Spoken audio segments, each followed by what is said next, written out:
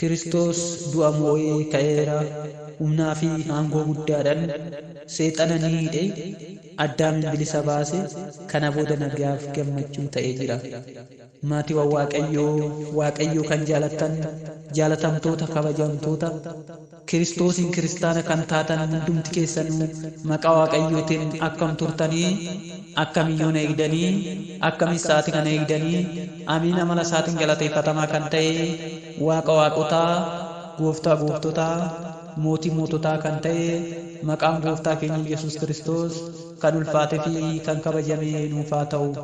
Maqaa isaa waamnee maqaa ishee deemnuti qulqulleetti qulqullummaan, dubra dubrummaan, fayyisaa addunyaa kan nuuf deesse maqaan haadha teenya qulqulleetti dubree maaramii kan ulfaattee fi kan kabajamte nuuf haa taatu.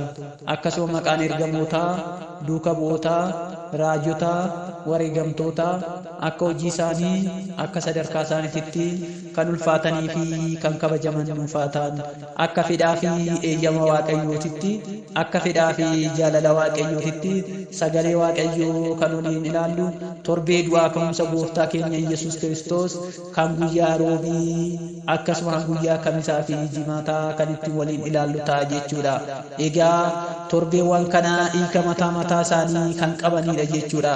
Isaan kana keessaa torbee du'aa ka'umsa gooftaa keenya Yesuus Kiristoos booda kan guyyaa roobii yoo ilaalle, torbeen du'aa ka'umsa gooftaa keenya Yesuus Kiristoos kan guyyaa roobii yookiin maqaan isaa biraa Alaazaar jedhamee waamama jechuudha.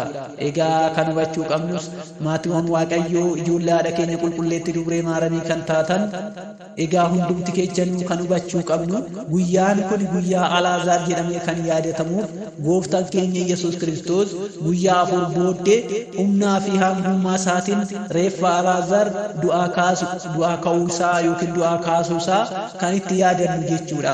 Waaqayyo aangoo fi humna waaqummaa isaatiin Alaazaar sagalee isaa waamee du'aa kaasuu isaa kan itti yaadannu jechuudha.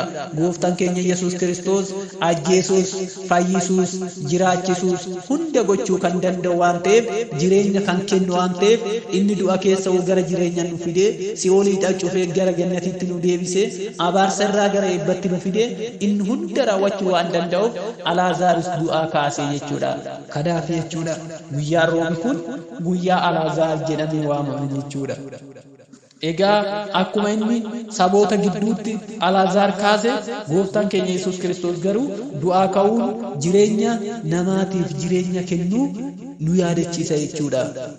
Egaa du'aa ka'uun jireenyis anaan namni anatti amanu yoo jiraate inni ni jiraata, jireenya ni argata jedheetis dubbatee jira jechuudha. Namni jireenya akka argatu wangeela Yohaannis boqonnaa 11 lakkoofsa 25 irratti barraa'ee jira jechuudha. Gooftaan keenya Yesuus Kiristoos sagalee guddaadhaan Alaazaar as ba'i jedhee waamee jira jechuudha. Alaazaaris sagalee gooftaa isaa dhaga'ee du'aa kaasee jira jechuudha. Du'aa ka'ee jira jechuudha. Akkana jedheeni sagalee guddaadhaan Alaazaar ba'i ka'i jedheeni raawwatee itti dubbatee jira jechuudha. Alaazaar akka du'aa ka'u taasisee jira jechuudha. Kanaaf manni amantaa keenya waloominaan guyyaa Alaazaar jettee kan waamtu jechuudha. Wangeela Yohaannis boqonnaa 11 lakkoofsa 144tti yoo dubbisne ragaa gahaa arganne jechuudha. Egaa Waaqayyoon nuunis akkuma Alaazaar waame du'a keessaa nu baasee cubbuu addunyaa irraa, daandii badiinsa irraa nu waamee nu haa baasu.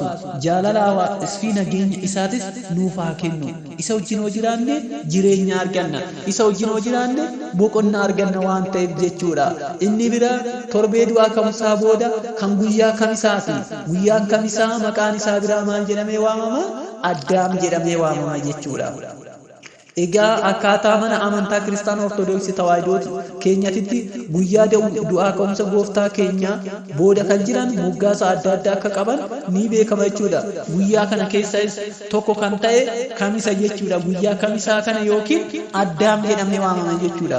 Guyyaa du'aa ka'umsa gooftaa keenya qoricha keenya Yesuus Kiristoos booda jiran keessaa guyyaan kamisaa kun addaam jedhamee kan waamamu kanaaf jechuudha.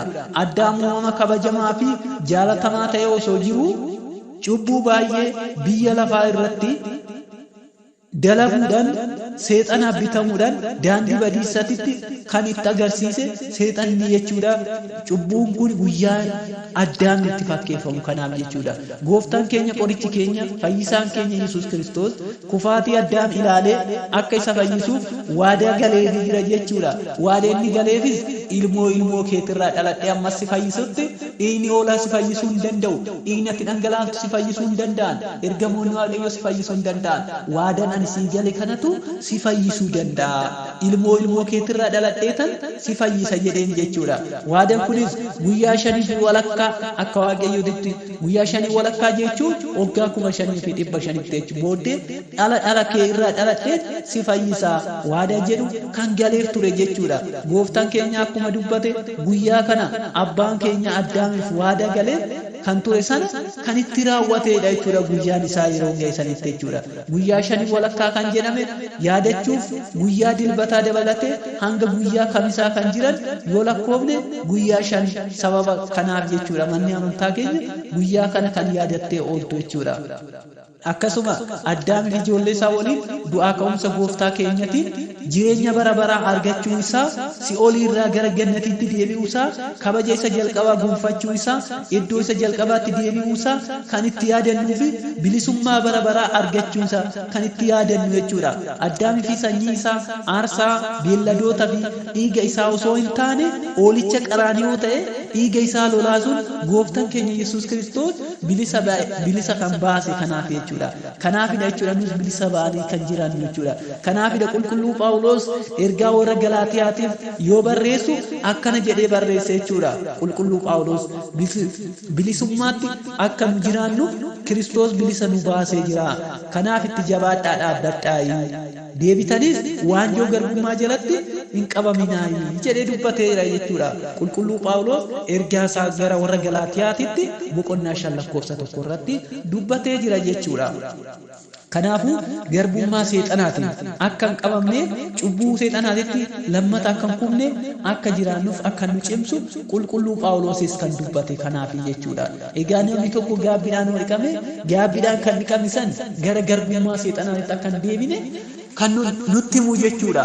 Egaa nuti kan hubachuu qabnu cubbuudhaan gaafa guutamne cubbuudhaan gaafa dabalamne qormaatonni hedduun nutti ka'a. Qormaatonni hedduun nutti dhufa. Qormaanni dhufu sun mana keessaa ka'a. Qormaanni gara mana keessatiin namatti qoramuun eegala jechuudha. Diiyaabiloos fageenyaaf fidu manuma keessaa qormaata kaasa. Akkuma ibiddi mana keessaa ka'ee ollaa gubuu danda'u, akkuma kibriitii xiqqoon mana guddaa gubuu dandeessu, safara balleessuu dandeessu, cubbuu xixiqqoon yoggaa kaate cubbuuwwan gurguddoo humti. Cubbuu gurguddoo sun immoo du'a nutti fiddi jechuudha. Kanaaf obboloota koo isin birbaddummaadhaaf waamamtaniirtu. Jaalalaan waliif ergamaa malee birbadummaa keessan cubbuudhaaf hin ergaminaa jedheetis qulqulluu Phaawulos jajjabina kan kennu kanaafidha jechuudha. Bilisummaa gonfattanii deebitanii garbummaa cubbuutitti hin kufinaa jedhee qulqulluu Phaawulos ni dubbata jechuudha. Uummata warra Galaatiyaatittis, uummata warra Qorontoosittis, uummata warra Roometittis hundumattuu dubbatee jira jechuudha. Ifa addunyaa kan ta'e qulqulluu Phaawulos jechuudha. Waaqayyo gooftanis nuunis cubbuu hidhaa irraa nu hiikee daandii badiinsa irraa nu deebisee akka isa waliin jiraannuu fi dhaaltu mootummaa isaa akka taanuuf inni kan nu teechisu nutis immoo jecha isaa dhugaa jecha isa kabajamaa ragaa baanee isa wajjin akka taanu kan nu taasise isa jechuudha. Inni torbee du'aa ka'umsa gooftaa keenya Yesuus Kiristoos inni bira kan guyyaa jimaataati jechuudha. Manni kiristaanaa keenya guyyaa kana jechuudha. Guyyaa jimaataa kana guyyaa ka'umsa guyyaa jimaataa kana guyyaa du'aa ka'umsaa kana kan itti yaadannu guyyaan jimaataa kun manni amantaa keenya guyyaa ka'umsa jimaataa mana amantaa jedhamtee waamamti jechuudha. Kan guyyaa jimaataa kun gara biraatiin maal jedhamtee waamamti? Mana amantaa jedhamtee waamamti jechuudha. Gooftaan keenya Yesuus Kiristoos guyyaa dhaloota isaa irraa jalqabee hanga guyyaa du'aatitti hojiiwwan fayyisuu isaa kan itti raawwate guyyaa jimaataati jechuudha. Inni hojiiwwan raajota gurguddoo wantoota hedduu kan hojjete gaafa guyyaa jimaataa kana jechuudha. Egaa jimaanni akka mana amantaa qulqulleetti kiristaanaa ortodoksii tawaahidootitti guyyaa iccitii dhokataan hundumtuu kan itti raawwate waan ta'eef mana amantaa yookiin mana kiristaanaa jedhamtee waamamti jechuudha. Jimaanni mana amantaa keenyaaf guyyaa itti dhoksaa gurguddoon itti raawwatame humni fannoo meeshaa abaarsaa irraa guyyaa itti fayyisummaa isaa adda ba'ee itti beekame jechuudha. Utubaa mana amantaa Qaraaniyoo kan dhaabbatte akkasuma foon waaqummaa isaa kan nuuf kukkutee nuuf kenne ijoollee isaa hunda kan itti fayyise jireenya kan nuuf kenne hafuura qulqulluu isaa irraa akka isa wajjin jiraannu kan nu taasise akkasuma barumsa wangeelaa raajiiwwan gurguddoo kan itti godhe kan itti yaadannu jechuudha. Jimaanni iccitii kana hundumaa guyyaa kana waan argamte mana kiristaanaa jedhamte waamamte jechuudha. Hiikni isaas guyyaa jimaataa guyyaa xumura hojii lixaa itti galuu kan itti yaadannu jechuudha. Ergaa Phaawulos gara warra Efesoonitti Efesoon boqonnaa 2 lakkoofsa 19-22 yoo dubbifne jecha ulfaata isaanii arganne jechuudha. Egaa isin asii achi warra Waaqayyoof qulqullaa'oo taatan hojii warra mana Waaqayyootittis malee orma nama biyya alagaatitti miti jedhee dubbateera yookiin gara biyya diidatitti miti jedhee dubbateera jechuudha. Isin hundi ergamoota fi raajota irratti ijaaramtaniirtu. Kiristoos gooftaan keenya Yesuus Kiristoos ofii isaatii dhagaa golee qajeeltuudha yookiin immoo isa qajeelaa ta'edha jedheetiin dubbatee jira jechuudha. Egaa guutummaan ijaarsa sanaa isuma walitti qabame mana qulqullummaa Waaqayyoo ta'uu isaa gooftaan keenya Yesuus Kiristoos isa jechuudha. Kanaaf nuti immoo ciminaan jiraachuu kan nu barbaachisu mana Waaqayyoo keessatti waan ta'eef jechuudha. Mul'ata Yohaannis boqonnaa 1 lakkoofsa 6-8 yoo dubbifne mootummaadhaaf Waaqayyoof abbaa isaatiif luboota akka taanu nu godhee sanaaf ulfinaa fi aangoo bara baraa haa ta'u jedhees dubbatee jira jechuudha. Egaa kabajnis kan laatamu Waaqayyoodhaaf kabajni namaafis ni kennama, qulqulloota isaatiif ni kennama, ergamoota isaatiif ni kennama, haadha isaatiif ni kennama. Maaliif kabajni nama barbaachisa waan ta'eef jechuudha. Kabajni nama yoo kabajni Waaqayyo irraa kabaja arganna.